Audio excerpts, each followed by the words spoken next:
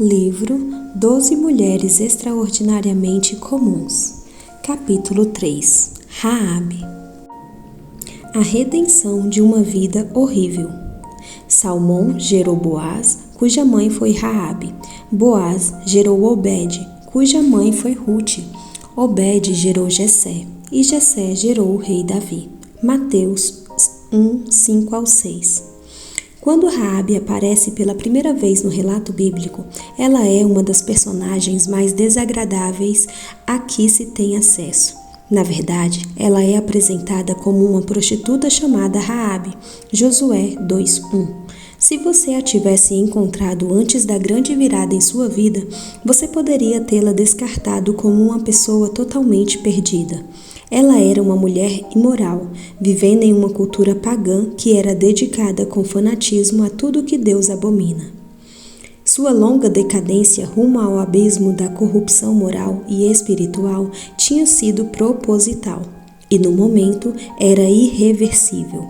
Até onde sabemos, Raabe sempre foi uma participante intencional na depravação característica dessa civilização. Ela tinha lucrado pessoalmente com o mal que permeava toda aquela sociedade. No momento em que Deus tinha decretado a destruição completa de toda aquela cultura por causa da sua maldade extrema, porque Raabe não devia também receber a recompensa justa pelo seu pecado intencional. Em tudo que se refere ao seu registro de vida, não há nenhuma qualidade redentora presente na vida de Raabe até aquele momento. Muito pelo contrário, ela estaria bem na parte inferior de uma hierarquia moral em uma cultura gentia que já era por si só totalmente corrompida e tão gravemente pagã quanto qualquer outra sociedade na história humana. Ela era moralmente um peixe de fundo. Obtinha seu sustento a partir do apetite insaciável da depravação desenfreada, atendendo ao apetite mais desagradados da verdadeira escória da sociedade. É difícil imaginar uma candidata mais improvável para a honra divina do que Raabe. Ainda assim, mesmo sendo identificada em Hebreus 11:31 como uma prostituta Raabe, ela é citada especificamente pelo nome por causa da grandeza da sua fé, e até aparece na genealogia de Cristo em Mateus 1. Extraordinária? Essa palavra é pouco quando se fala de Raabe. Um cenário improvável. Raabe morava na Jericó do templo de Josué. A casa dela não ficava em algum beco no fundo da cidade, mas situava-se no seu famoso muro, Josué 2:15. O muro deve ter sido uma edificação larga, certamente com espaço suficiente sobre ele para a construção e uma passarela, ou até mesmo uma rua. Essa, com certeza, era uma localização privilegiada no valorizado bairro comercial. É justo pensar, então, que Raabe desfrutou de um sucesso financeiro fenomenal em seu negócio. Infelizmente, o seu negócio era a prostituição. Ela regularmente se vendia aos homens mais perversos daquela cidade já perversa. Jericó fazia parte do reino dos amorreus, uma cultura grotescamente violenta, totalmente depravada e completamente pagã, que era tão inclinada para o inferno na busca de todo tipo de males, que o próprio Deus os condenou a serem varridos da face da terra. Deuteronômio 20:17. Na verdade, a cultura dos amorreus tinha sido tão completa e maliciosamente corrupta por tanto tempo, pelo menos desde a época de Abraão, que o seu estilo maligno de vida era a razão exata e inicial pela qual Deus tinha passado a Abraão e aos seus descendentes o direito àquela terra. Deuteronômio 18:12. 1 Reis 21:26. O Senhor tinha prometido a Abraão que os seus descendentes começariam a tomar posse da terra tão logo a maldade dos amorreus estivesse completa. Gênesis 15:16. Esse momento tinha acabado de chegar. A nação má alcançou o nível máximo da tolerância divina. Raabe, então, simbolizava a abominação da cultura dos amorreus no momento em que eles tinham chegado de forma coletiva ao cúmulo da maldade humana. Toda sua vida tinha sido dedicada ao propósito profano da autossatisfação carnal. Seu sustento dependia totalmente do mal consensual. Ela tinha sido escravidada aos tipos mais diabólicos de paixão, na servidão do seu próprio pecado, e era refém de uma sociedade monstruosa que já estava sob uma sentença de condenação. Na verdade, estava marcada para a destruição eterna, mas a graça divina a redimiu e a libertou de tudo isso, arrancando-a como um tição do fogo. Acompanhe o cenário notável da história de Raabe. Moisés tinha morrido, Josué 1:1-2. A geração de israelitas que tinham saído do Egito já estava toda morta também. Mais de 1 milhão de israelitas tinham saído originalmente do Egito sob a liderança de Moisés. Êxodo 12:37. Por causa da teimosia coletiva e da incredulidade persistente daquela geração, quando eles chegaram à entrada da terra prometida, em Cades Barneia, todas as pessoas acima de 20 anos foram proibidas de entrar. Toda uma geração foi condenada a morrer no deserto sem poder ter ao menos mais um vislumbre da terra prometida. Havia 2 exceções importantes, Números 14:30, Josué e Calebe. Esses 2 homens tinham espiado a terra prometida para Moisés. Eles tinham voltado entusiasmados com o potencial da nova terra de Israel e confirmaram as palavras de Deus sobre ela. Mas, quando os outros 10 espias voltaram com um relatório contraditório, desanimados, avisando sobre os perigos que os aguardavam, o povo de Israel hesitou em entrar na terra. Eles deram ouvidos à incredulidade dos pessimistas, em vez de focarem na promessa de Yahvé. Naquela hora e local, toda a nação armou um motim contra Moisés e contra Deus. Número 13:14. Essa foi a gota d'água. Foi por isso que o povo de Israel foi levado a peregrinar por 40 anos. Isso foi uma condenação divina contra eles por causa da sua incredulidade.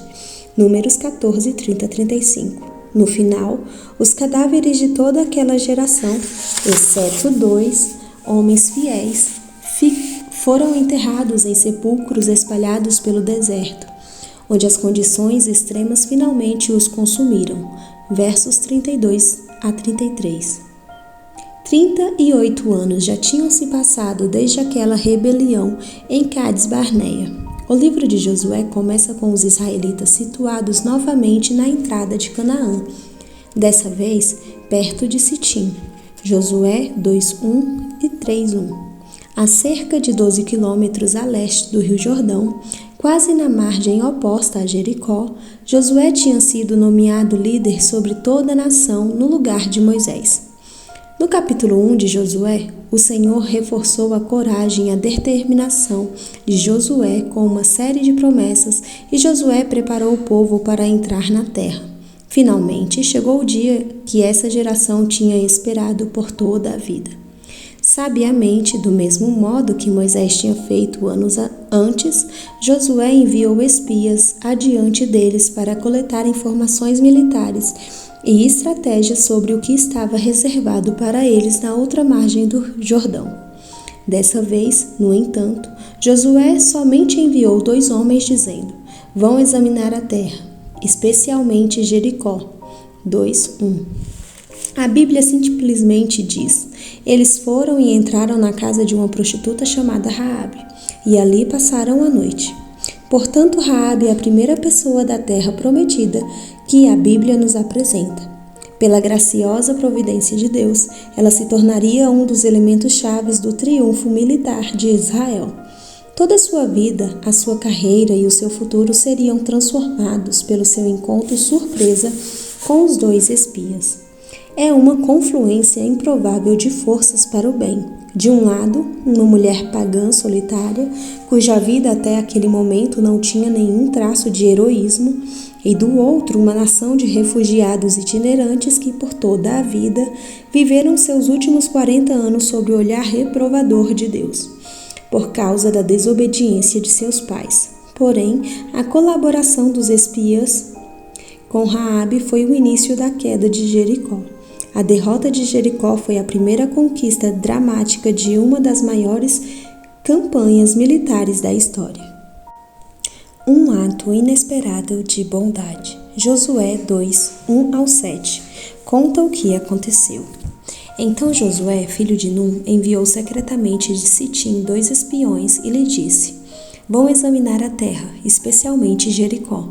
Eles foram e encontraram na casa de uma prostituta chamada Raabe e ali passaram a noite. Todavia, o rei de Jericó foi avisado. Alguns israelitas vieram aqui essa noite para espionar a terra. Diante disso, o rei de Jericó enviou esta mensagem a Raabe: Mande embora os homens que entraram em sua casa, pois vieram espionar a terra toda. Mas a mulher que tinha escondido os 2 homens respondeu: É verdade que os homens vieram a mim, mas eu não sabia de onde tinham vindo. Ao anoitecer, na hora de fechar a porta da cidade, eles partiram. Não sei por onde foram. Corram atrás deles. Talvez os alcancem. Ela, porém, os tinha levado para o terraço e os tinha escondido sob os talos de linho que havia arrumado lá. Os perseguidores partiram atrás deles pelo caminho que vai para o lugar de passagem do Jordão, e logo que saíram, a porta foi trancada. Josué propositalmente fez segredo sobre o trabalho dos espias. Aparentemente, nem mesmo os israelitas tinham conhecimento da missão deles. Eles deviam reportar-se a Josué, não a toda a nação, no verso 23 e 24. Josué estava pedindo algum retorno a eles, de modo que as pessoas pudessem discutir entre si se deviam cruzar o Jordão ou recuar com medo. Ele não cometeria o mesmo erro novamente. Israel já tinha passado pelo beco sem saída da opinião popular. E isso lhe custou um período de quase 40 anos. Josué estava assumindo o papel de um comandante determinado. Ele avaliaria o relato dos espiões pessoalmente e decidiria com a ajuda de Deus, e não com uma votação popular, como seus exércitos agiriam. Josué estava em um local estratégico, na abertura de 2 caminhos vitais entre as montanhas circunvizinhas, um levando para o sudeste, rumo a Jerusalém, e outro levando para o noroeste, em direção de Ai. E mais além para Betel. Conquistar Jericó daria a Israel uma base forte para toda a terra prometida. Não é à toa que Jericó estava tão bem fortificada. A tarefa dos espias era avaliar essas fortificações e dar um relatório a Josué. Os espias mais provavelmente começaram seu trabalho secreto pouco antes do entardecer. O Rio Jordão ficava a 12 quilômetros ao leste. Uma caminhada vigorosa de 2 horas os levaria para a margem do rio. Havia vaus na proximidades, verso 7, onde a água dava na altura do peito, no ponto mais fundo. Os homens poderiam escolher entre caminhar ou nadar, facilmente cruzando o Jordão. Então, eles teriam outra jornada de 12 quilômetros a pé para Jericó. Mesmo que eles se molhassem atravessando o rio, isso lhe dava tempo para que suficiente para estarem adequadamente secos quando chegassem. Depois disso, eles teriam de entrar na cidade murada de algum modo e encontrar algum alojamento para o resto da noite, tudo isso sem levantar suspeitas. Jericó era uma cidade grande e os visitantes entravam e saíam o tempo todo. Os espias conseguiram entrar na cidade antes de os portões fecharem à noite, no verso 5. A Bíblia não diz como eles entraram. Achamos que eles conseguiram encontrar uma maneira sem muita dificuldade. Talvez simplesmente tenham se misturado com os outros viajantes na hora mais movimentada do dia. Tendo eles entrado na cidade, o lugar ideal para a hospedagem seria em uma pousada ou em uma casa no próprio muro. Desse local, eles poderiam avaliar as defesas da cidade. Uma boa maneira de evitar levantar suspeitas ou atrair atenção indevida seria encontrar algum bairro sórdido onde todos entenderiam a necessidade de discrição. A busca deles os levou a Raabe, uma meretriz, que era próspera o bastante para ter uma casa em uma parte privilegiada do muro. Tanto ela quanto seu negócio eram bem conhecidos em Jericó. Essa teria uma situação ideal para os espias. Ela abriria a porta para eles sem fazer nenhuma pergunta sobre quem eles eram. No seu negócio, o sigilo máximo era essencial. Ela os receberia bem e os convidaria para entrar rapidamente, justamente como ela fazia com todos os clientes. Os espias israelitas, obviamente, não a procuraram para se aproveitarem dela, nem tinham propósitos imorais. Quem sabe tenha sido exatamente esse o motivo que conquistou a confiança dela. Eles claramente não estavam ali para usar ou abusar dela e tinham um tratamento diferente de praticamente todos os outros homens que ela já tinha visto. Eles eram sérios e sóbrios, mas não parecem tê-la intimidado de modo algum. Possivelmente, eles a trataram com uma dignidade paciente e com respeito, enquanto fazia o seu reconhecimento cuidadoso. Sem dúvida, eles explicaram a ela quem eram, o que significa que eles teriam falado alguma coisa sobre Yahvé. Na maior parte do tempo, eles cumpriram sua tarefa, possivelmente fazendo medidas do muro e registrando detalhes sobre seus parapeitos e sobre a vista panorâmica. A casa de Raabe era perfeita para os seus propósitos. A posição proporcionava uma visão bem próxima do muro, o qual era a defesa principal da cidade, mas o local também possibilitava uma fuga rápida se fosse necessária. Certamente os muros da cidade eram feitos para afastar intrusos, mas uma pessoa dentro do muro com uma corda, com comprimento suficiente, poderia escapar facilmente. Pela providência soberana de Deus, tudo o que precisava estava no lugar certo, e também pelo propósito soberano dele, o coração de Raabe estava pronto para crer em Yahvé. Parece que de algum modo a presença dos espias foi descoberta quase no momento em que entraram na casa de Raabe. Com certeza, todos em Jericó já sabiam que toda a nação israelita estava acampada na outra margem do rio, a uma caminhada de distância. Todo Jericó tinha ouvido falar sobre a fuga milagrosa de Israel das mãos de Faraó, atravessando o Mar Vermelho, e sobre o afogamento de todo o exército egípcio. Josué 2:10. A história das peregrinações que se seguiam pelo deserto também era bem conhecida por toda a região. A própria Raabe conta aos espias que os habitantes da terra estavam desanimados com o que tinham ouvido falar sobre Israel e o tratamento de Deus com eles. Nas palavras de Raabe, quando soubemos disso, o povo desanimou-se completamente, e por causa de vocês todos perderam a coragem, pois o Senhor, o seu Deus, é Deus em cima nos céus e embaixo na terra. Verso 11. Mesmo assim, com a exceção da própria Raabe, o povo de Jericó não parecia ter muito medo do poder de Yahvé ou da força militar de Israel. Quem sabe as lendas sobre os 40 anos vagando sem direção tendia a contrabalançar o medo dos cananeus quanto à força militar de Israel. Seja qual for a razão para a complacência deles, a segurança da fortaleza murada fazia com que os residentes de Jericó ficassem bem orgulhosos.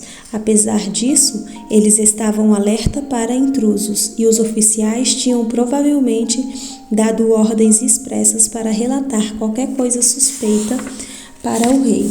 O rei tinha uma função parecida com a de um prefeito, mas tinha o controle militar. Portanto, era ele quem deveria ser avisado se intrusos fossem descobertos. Quem sabe alguém a quem os espias pediram informações não os tenha denunciado, ou mesmo sentinelas próximos à casa de Raabe notaram a sua presença e os reconheceram pelas roupas como israelitas. Em todo caso, a presença deles foi rapidamente relatada para o rei de Jericó. As informações que ele recebeu incluíam detalhes específicos sobre o lugar para o qual os espias tinham ido. Então o rei enviou mensageiros para inspecionar a casa de Raabe. É nesse momento que Raabe nos surpreende. Lembre-se, ela ganhava o seu sustento vendendo a si mesma para propósitos malignos. Ela poderia ter ganhado uma bela recompensa se tivesse entregado os espias, mas não fez isso. Ela os escondeu, ela despistou os oficiais e salvou a vida dos espias, mesmo que com isso tenha se arriscado bastante. Obviamente, os representantes do rei sabiam que os espias tinham estado na casa dela. Quando não puderam encontrar nenhuma prova de que os homens tinham realmente deixado a cidade, eles provavelmente voltariam para interrogar Raabe novamente. Ela arriscou a própria vida quando protegeu esses estranhos. Sua expressão repentina de fé, portanto, não é somente inesperada. Ela parece ir contra todos os instintos que normalmente motivariam uma mulher como Raabe. As ações de Raabe para proteger os espias incluíam contar uma mentira. Será que isso tem justificativa? Ao homenageá-la por sua fé, será que a Bíblia está tolerando os métodos dela? Vários homens bons têm debatido essa questão desde o princípio da história rabínica.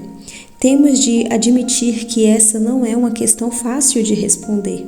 A Bíblia diz: o Senhor odeia os lábios mentirosos, mas se deleita com os que falam a verdade. Provérbios 12, 22. O próprio Deus não pode mentir. Tito 1, 2. Números 23, 19 e 1 Samuel 15, 29. Portanto, ele não pode tolerar nem aprovar uma mentira. Alguns têm tentado defender que, por causa das circunstâncias, essa não tinha sido tecnicamente uma mentira, mas uma manobra militar, uma estratégia legítima com o propósito de iludir ou ser mais esperto do que o inimigo em meio à guerra. Outros afirmam que mentir torna-se até aceitável se for por um bem maior. Esse tipo de abordagem situacional na ética está cheio de problemas sérios. Não vejo necessidade de justificar a mentira de Raabe.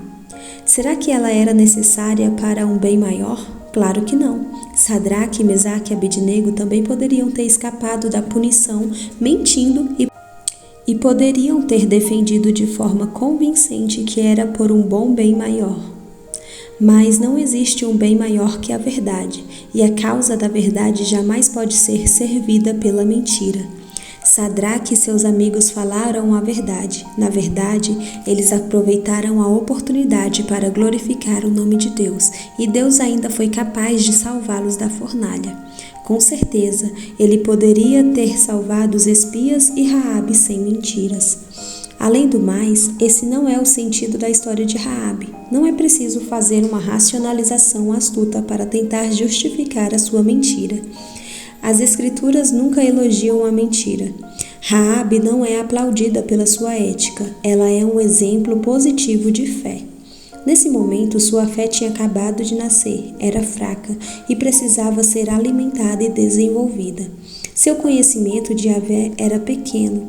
Ela deixa isso claro em Josué 2, 9 e 11. Quando diz que sabia um pouco a seu respeito, tendo criado um grande interesse em Yahvé por causa das histórias sobre o êxodo de Israel do Egito, mas é bem provável que ela nunca tivesse conhecido nenhum verdadeiro adorador de Yahvé até aquela noite. Com maior certeza, ela não tinha ideia do valor que ele dava à sinceridade. Entretanto, ela era fruto de uma cultura corrupta em que a ética praticamente não existia. Na sua sociedade, mentir era um modo de vida, especialmente em sua profissão. O modo que ela respondeu é simplesmente o que se esperava de uma pessoa que só estava começando a crer em meio a essas circunstâncias. A questão é que a fé de Raabe, mesmo sem ter se desenvolvido tanto, imediatamente a levou à ação.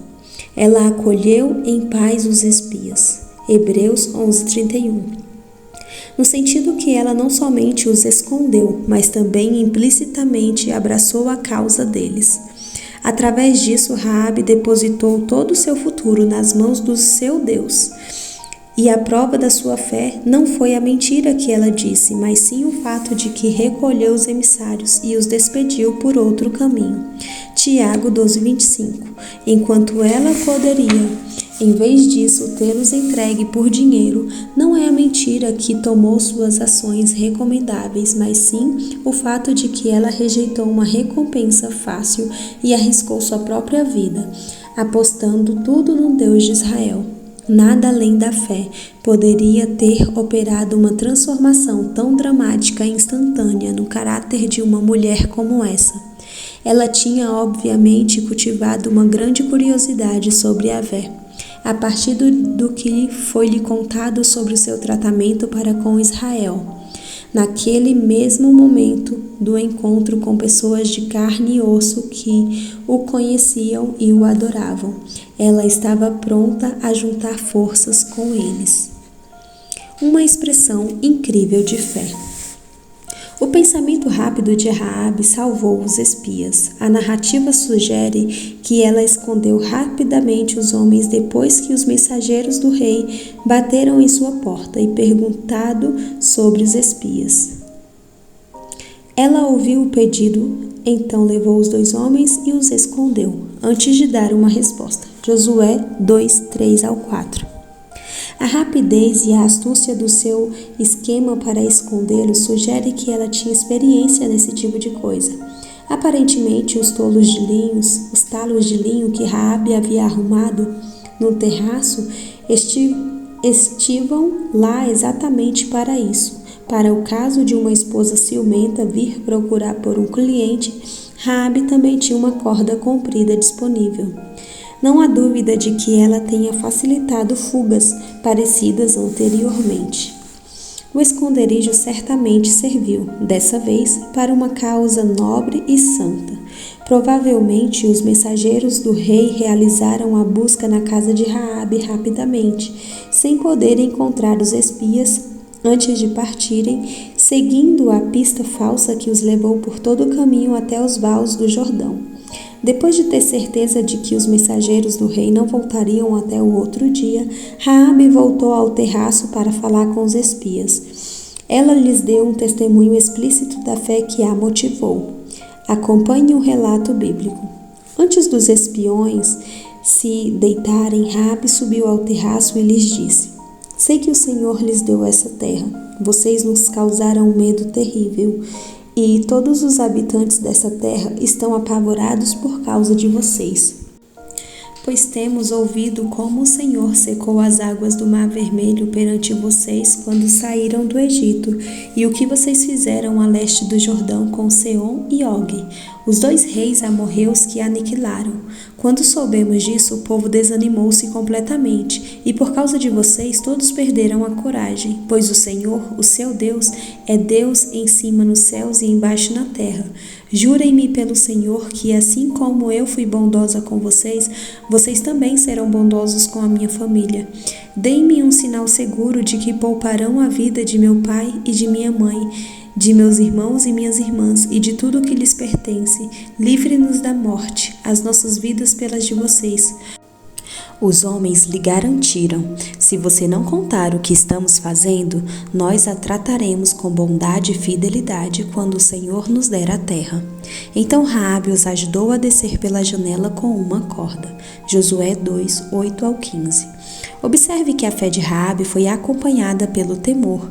Não há nada de errado nisso. O temor do Senhor é o princípio da sabedoria. Salmo 111:10. No caso de Raabe, o temor foi o que em parte motivou a sua fé. Ela tinha ouvido falar sobre provas poderosas da supremacia do Senhor sobre o Egito.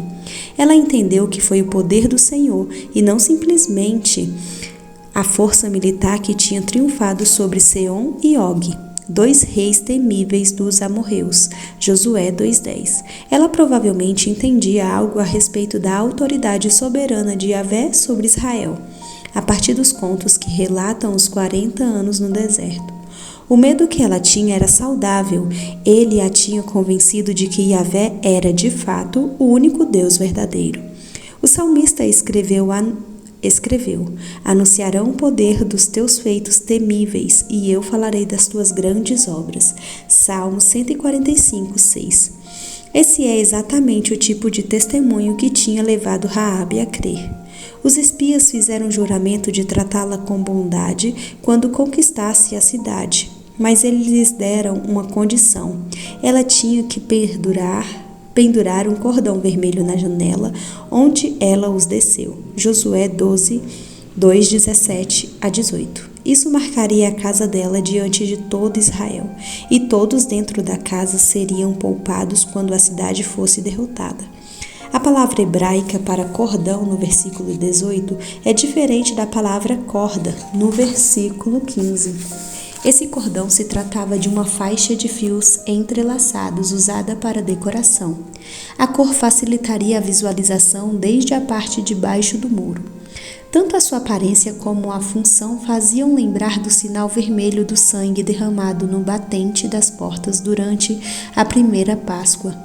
Muitos comentaristas acreditam que essa cor também seja um símbolo tipológico do sangue do verdadeiro Cordeiro Pascual. Talvez seja mesmo. Ela certamente serve como um símbolo adequado do sangue de Cristo, que afasta a ira de Deus. Aos olhos de Raabe, no entanto, a importância do cordão escarlate não tinha nada de misterioso ou místico. Era um símbolo simples e conveniente que podia marcar sua janela discretamente, de modo que sua casa seria facilmente diferenciada de todas as outras em Jericó. Depois de formalizar esse acordo para proteger a casa de Raabe e selar o compromisso com o juramento, os espias desceram secretamente na escuridão pela corda para o vale do lado de fora dos muros de Jericó. Raabe os aconselhou a se esconderem nas montanhas por 3 dias, até que o rei desistisse da busca. E eles assim fizeram. A Bíblia diz: Estes, os perseguidores, os procuraram ao longo de todo o caminho e não os acharam. Verso 22. Quando os homens finalmente retornaram a Josué, o relatório foi bem diferente daquele que os 10 espias infiéis tinham apresentado a Moisés, 40 anos antes. Era exatamente o que Josué esperava ouvir. Sem dúvida, o Senhor entregou a terra toda em nossas mãos. Todos estão apavorados por nossa causa. Um legado duradouro. A maioria das pessoas conhece o relato da vitória milagrosa de Israel sobre Jericó. É um exemplo clássico da maneira pela qual o triunfo espiritual sempre é obtido. Não por força nem por violência, mas pelo Espírito, diz o Senhor dos Exércitos. Zacarias 4:6. Deus não opera exclusivamente por meio de milagres. Na verdade, são relativamente raros os momentos em que Ele deixa de lado os meios normais para alcançar seus propósitos. Foram bem poucas as batalhas militares de Israel ganhas somente pela intervenção milagrosa de Deus. Os exércitos de Israel tiveram de lutar, mas da mesma maneira, nenhuma de suas batalhas foi ganha sem o poder de Deus. Nesse caso, Deus interveio propositalmente de um modo que deixou claro a todos em Canaã que ele lutava a favor de Israel. Ele demoliu as muralhas imensas de Jericó sem nenhum meio militar. Isso não se tratou de um terremoto casual. Para provar isso, Deus fez com que os israelitas marchassem em volta da cidade por 6 dias consecutivos. No 7º dia, eles marcharam ao redor da cidade 7 vezes, tocaram as trombetas e gritaram. Instantaneamente, o muro da cidade caiu por terra. Josué 6:20. Quer dizer, todas as muralhas, exceto uma parte. Raabe e sua casa foram poupadas. Josué disse aos 2 homens que tinham espionado a terra: Entrem na casa da prostituta e tirem-na de lá, com todos os seus parentes, conforme o juramento que fizeram a ela. Então os jovens que tinham espionado a terra entraram e trouxeram Raabe, seu pai, sua mãe, seus irmãos e todos os seus parentes. Tiraram de lá todos os da sua família e os deixaram num local fora do acampamento de Israel. O escritor de Josué, provavelmente ele mesmo, acrescentou: Raabe vive entre os israelitas até hoje. Verso 25. Raabe é um belo exemplo do poder transformador da fé. Apesar de ter poucas vantagens espirituais e pouco conhecimento da verdade, ela tinha um coração voltado a Yahvé. Ela arriscou a própria vida, abandonou um modo de vida que não honrava a Deus e se afastou de tudo, exceto de seus parentes próximos, que ela trouxe para a comunidade do povo de Deus junto com ela. A partir daquele dia, ela teve uma vida completamente diferente, como uma verdadeira heroína da fé. ela teve um lugar de honra em Hebreus 11, junto de outros nomes notáveis daquela grande nuvem de testemunhas que testificam sobre o poder salvador da fé. Depois do relato da destruição de Jericó, em Josué 6, o nome de Raabe nunca mais é mencionado no Antigo Testamento. Quando Josué observou que ela estava ainda morando em Israel, isso foi, provavelmente, muitos anos depois da queda de Jericó. Aparentemente, Raabe viveu em tranquila dignidade e graça em meio ao povo de Deus. Ela tinha sido radicalmente transformada do tipo de mulher que era. Ela era e ainda é um símbolo vivo do efeito transformador da fé salvadora. Essa é a mensagem principal da sua vida. Na verdade, a passagem onde nos deparamos novamente com Raabe nas páginas das Escrituras encontra-se no Novo Testamento. Lá, seu nome é mencionado por 3 vezes. 2 delas a honram por sua fé fantástica. Hebreus 11:31 e Tiago 2:25. Ela é considerada como exemplo de fé tanto para homens como para mulheres. Tiago, em particular, cita seu caso para demonstrar que a fé produz ação. De fato, a fé de Raabe não ficou latente por muito tempo. Lembre-se, somente depois de ela ter escondido os espias é que ela verbalizou a eles a sua crença de que Yahvé era o Deus único e verdadeiro. Sua fé foi vista através do fruto de suas obras antes mesmo de ela ter oportunidade de declará-la com sua boca. Tiago diz que a fé verdadeira é sempre assim, ativa e frutífera. A fé sem as obras está morta, Tiago 2:26. De morta, a fé de Raabe não tinha nada. No entanto, a ocorrência mais incrível do nome de Raabe no Novo Testamento é a primeira vez em que ele aparece lá, bem na primeira página, no primeiro parágrafo do primeiro evangelho. Mateus começa o seu relato da vida de Cristo com uma genealogia longa, traçando toda a linhagem de Cristo desde a época de Abraão. O objetivo de Mateus, obviamente, é provar pelos antepassados de Cristo que ele reunia as qualidades para ser a semente prometida de Abraão e que ele também era herdeiro legítimo do trono de Davi. Bem ali, na lista dos ancestrais de Jesus, encontramos de forma inesperada o nome de Raabe. Salmão gerou Boaz, cuja mãe foi Raabe. Boaz gerou Obed, cuja mãe foi Ruth. Obed gerou Jessé. Mateus 1:5. É bem incomum as mulheres serem mencionadas em genealogias hebraicas. Observe que o registro dos descendentes de Adão em Gênesis 5 omite qualquer referência às suas filhas. Mesmo assim, Mateus menciona 5 mulheres, e todas elas são notáveis: Tamar, Raabe, Ruth, Batseba e Maria. Pelo menos 3 delas eram gentias, 3 delas eram desonradas por causa do seu próprio pecado. Na verdade, todas elas, por várias razões, sabiam o que era ser uma pessoa marginalizada ou ter alguma desonra ou estima associada à sua reputação. Tamar era uma mulher cananeia cujo marido tinha morrido, deixando-a sem filhos. Ela se disfarçou de prostituta e seduziu seu próprio sogro, Judá, para ter um filho. De um modo interessante, um cordão vermelho também faz parte da história trágica de Tamar, Gênesis 38, 13-30. Já conhecemos Raabe, inclusive a vergonha de seu passado sórdido. Ruth, que conheceremos logo em seguida, era da nação moabita, um povo geralmente desprezado em Israel. Ruth 1:3. Batseba, de quem Mateus não menciona o nome, mas simplesmente se refere à mulher de Urias, cometeu adultério com o rei Davi, 2 Samuel 11.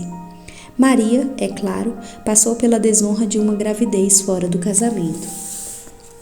Coletivamente, elas exemplificam como Deus é capaz de operar todas as coisas para o bem, sob uma perspectiva humana. Toda genealogia é variada, com pessoas proscritas e exemplos de fracassos. As mulheres, em particular, destacam como o escândalo enfeitava boa parte da linhagem messiânica. Ela era cheia de estrangeiros, de pessoas marginalizadas e de párias por vários motivos. Mesmo assim, todos eles ainda encontraram um lugar no plano de Deus para trazer seu filho ao mundo. O tema do escândalo na linhagem de Cristo não era um acidente. Na sua encarnação, Cristo voluntariamente esvaziou-se a si mesmo, vindo a ser servo. Filipenses 2:7. Ele se fez um proscrito e uma vergonha pública, fazendo-se maldição por nós. 1 Pedro 2:8. A mensagem do Evangelho também é um escândalo público, simplesmente uma loucura e uma vergonha para os que perecem, mas para aqueles que são salvos é poder de Deus. 1 Coríntios 1:18. Afinal, não são os que têm saúde que precisam de médico, mas sim os doentes. Cristo não veio para chamar justos, mas pecadores. Marcos 2:17. Raabe era a verdadeira personificação desse princípio. Esse é o motivo pelo qual o nosso Novo Testamento várias vezes a menciona como um exemplo na vida real do fruto da fé salvadora. Ela é uma lembrança viva de que até o pior dos pecadores pode ser redimido pela graça divina através da fé. Pois vocês são salvos pela graça por meio da fé, e isso não vem de vocês, é dom de Deus, não por obras, para que ninguém se glorie, porque somos criação de Deus. Raabe não foi redimida por causa de alguma obra meritória que fez. Ela tampouco obteve o favor de Deus por alguma boa obra. Lembre-se, até mesmo que ela fez certo, hospedar os espias, foi manchado moralmente pelo modo como foi feito. Ela mentiu. Raabe não serve para nós como exemplo de obras humanas. Ela não é uma lição de como podemos melhorar através do desenvolvimento pessoal. Ela é um lembrete de que Deus, por sua graça, pode remir até mesmo a vida mais horrível. Alguns dos rabinos escolásticos, um pouco antes da época de Jesus, ficavam constrangidos pelo fato de que uma mulher com o histórico de Raabe tenha sido poupada na destruição de Jericó e trazida a Israel como prosélita. Eles propuseram um entendimento diferente da palavra prostituta em Josué 2:1 e também em 6:17-25. Eles defendiam que o termo hebraico se parece com uma palavra que significa alimentar. Quem sabe Raabe tenha sido dona de uma pousada ou uma anfitriã. O problema é que a palavra real só tem um único sentido, prostituta. Esse é o entendimento inquestionável desse texto por séculos. Na verdade, não existe ambiguidade alguma, nem na Septuaginta, uma tradução grega antiga datada do século II a.C., nem nos textos gregos de Hebreus 11:31 ou de Tiago 2:25. A palavra usada para descrever Raabe é pornê, que significa prostituta. Observe que esse termo vem da mesma raiz do termo pornografia em português e tem conotações igualmente negativas moralmente. Essa ideia de higienizar o histórico de Raabe ressurgiu com alguns clérigos extremamente sensíveis na era vitoriana. Charles Spurgeon, o pregador batista mais conhecido da Londres do final do século XIX, respondeu: essa mulher não era uma mera anfitriã, mas era uma verdadeira meretriz. Tenho por mim que nada além de um espírito de aversão à livre graça poderia levar uma comentarista a negar o pecado dela. Com certeza, ele estava absolutamente certo. Se retirarmos o estigma do pecado, tiraremos com ele a necessidade da graça. Raabe é extraordinária exatamente porque o que ela era simplesmente aumenta a glória da graça divina, a qual fez dela a mulher extraordinária que veio a ser. Isso, no final das contas, é tudo o que aprendemos com sua vida. E esse foi mais um capítulo do livro 12 Mulheres Extraordinariamente Comuns. Se você gostou, deixe seu like aí, dá uma curtida e também comente o que você está achando desse livro tão lindo, né? Que nos leva a meditar nas verdades bíblicas. Não se esqueça também, se você ainda não é inscrita, por favor se inscreva. Um beijo e até o próximo capítulo.